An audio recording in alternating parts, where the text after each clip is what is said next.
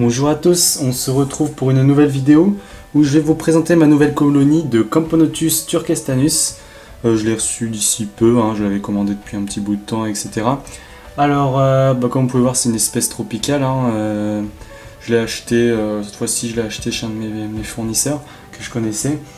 C'est une fourmi qui vient des steppes arides et désertiques du centre de la Chine, donc c'est une fourmi qui n'a pas besoin de beaucoup d'humidité, à part quelques petits points d'eau, etc. pour boire.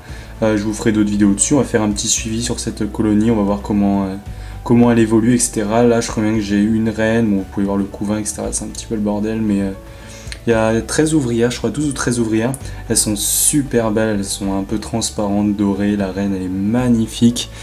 Elle est même plus belle que la plupart des reines que j'ai vues, elle est quasi entièrement toutes dorées. Donc d'habitude elles sont vachement noires et dorées, on voit vraiment la différence entre le thorax, la tête et l'abdomen.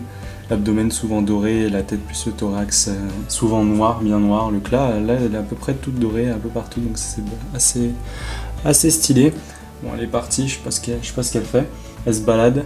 C'est des fourmis omnivores, donc vous pouvez leur donner des petits insectes morts, des petits insectes vivants, même si des Camponotus, donc ça a souvent un petit peu peur, mais apparemment celles-là, ça va, elles sont pas très craintives et elles mangent de tout, du coup, bien sûr elles raffolent des liquides sucrés comme toutes les Camponotus. Du coup, vous pouvez leur donner des petits liquides sucrés que vous pouvez faire vous-même avec de l'agar-agar, etc.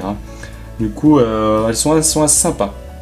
Les températures pour les élever, c'est 25-32 degrés le jour, parce qu'elles sont dans des endroits où il fait vraiment assez chaud, du coup il y a une grande différence, bien sûr dans les steppes, une grande différence entre le jour et la nuit bien sûr 20-22 degrés, donc vous les mettez dans des conditions à température ambiante, sauf la journée, vous pouvez mettre une petite lampe sur elles, si vous voulez augmenter la température, et elles iront très bien. Par contre, elles ont un développement long, donc si vous ne mettez en plus pas de chaleur en plus la journée, je pense qu'elles vont vraiment se développer encore plus de temps, parce que pour de l'œuf à l'imago, ça met environ 1 mois et demi pour obtenir un imago, du coup une ouvrière.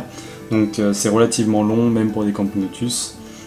Elles font une diapause, bizarrement, c'est peut-être une espèce exotique, mais elle fait quand même une diapause.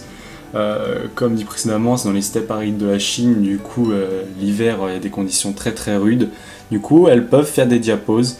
Ce n'est pas obligé, comme elles ne stressent pas facilement, mais c'est conseillé de le faire, de faire 1 ou 2 mois de diapause, comme ça, au moins une année sur 2, quoi, pour reposer la colonie et avoir un pic de ponte à la fin de la diapause. Comme je disais précédemment, voilà, elles n'ont pas besoin forcément d'humidité, plus que ça. Ça va être plus des petits points d'eau que vous pouvez mettre dans l'aire de chasse où elles vont venir s'abreuver pour le reste de la colonie. Du coup voilà, je suis content, je vais faire un petit suivi d'élevage sur cette colonie que je ne vous avais pas encore montré et j'espère que ça vous plaira. Je vais refaire un petit coup de mise au point. Je sais pas si ça va marcher.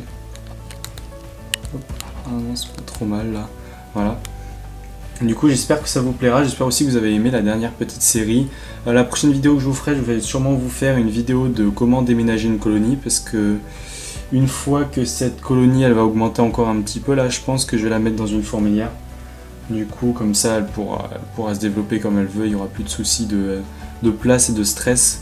Comme un tube c'est assez compliqué, dès qu'on bouge, tout bouge, etc. Le là, dans une petite fourmilière, tout ira bien. Je vous montrerai la fourmilière et je vous ferai une vidéo du coup, comment déménager une colonie.